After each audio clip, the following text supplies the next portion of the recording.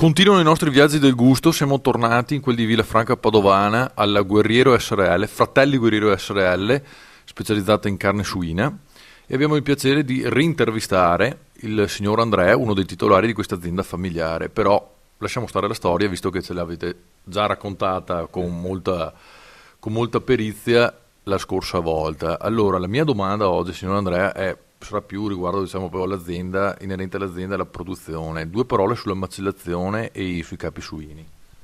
Beh, i capi suini macellati sono sui 2000, dai 2002 ai 2005 la settimana, di cui una parte nostri e una parte allevati totalmente sul Veneto, nati e allevati sul Veneto, cosa che contiamo molto, da cui partono i prosciutti, ci sono le cosce, che vengono parte fatta da noi, quindi facciamo il prosciutto stagionato, parte vanno a Parma e una parte a San Daniele. Tutta roba nazionale marchiata ad hoc, cercando di farla nel modo migliore, ecco. Quindi mi hai già anche risposto alla seconda domanda, quella che era che il prosciutto evidentemente è forse... Avete tanti bei prodotti, tutti in insegna di qualità e anche l'insegna del territorio, come già tu hai detto, e questo è giusto perché vi legate al territorio, è giusto, e non è facile valorizzarlo in questo momento di crisi. Però il prosciutto mi pare di capire che sia prodotto cui, diciamo, tenete un po' di più, forse si può dire.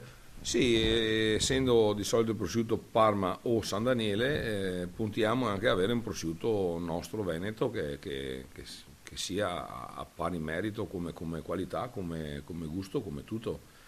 Quindi puntiamo e secondo me ci siamo anche riusciti, ecco. Bene, questa è una bella cosa.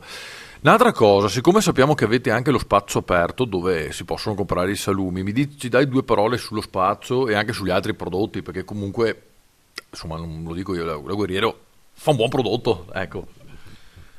Beh, prodotti, innanzitutto la carne, che è sempre la carne dei maiali allevati qua della zona.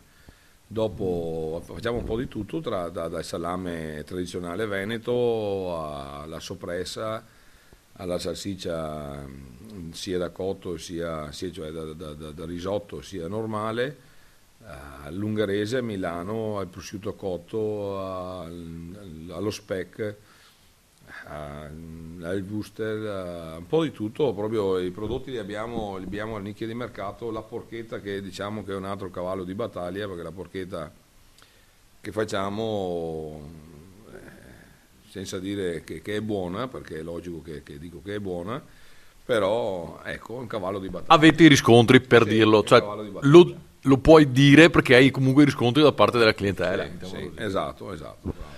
Bene, e grazie al signor Andrea per queste due notizie sui salumi e sui capi suini, e speriamo che la Guerriero continui così perché sta lavorando bene e soprattutto nel territorio, cosa che è molto importante, fondamentale in questo periodo.